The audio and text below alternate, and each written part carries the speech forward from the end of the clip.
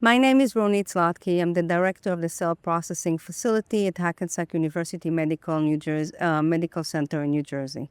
CABP was developed as a platform for individuals to show their knowledge and their skills and competency in the field of biotherapy.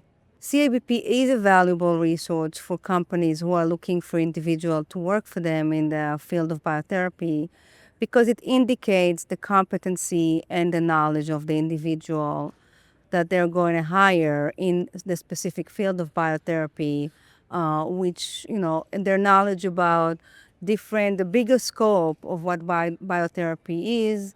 They will need to be knowledgeable about quality, manufacturing, even regulatory. So it really shows that the person is really rounded and has all the knowledge that is required in order to do a great job in that field.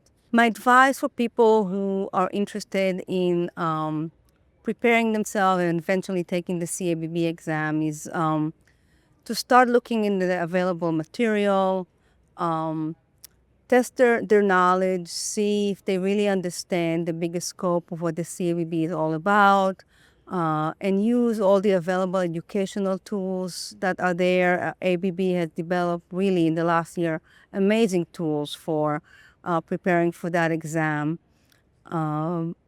because it is a big exam and it really covers the bigger scope of biotherapy. So this would be my advice to them. I have been to probably more than 15 AABB meeting over the years. I'm a member for about 20 years.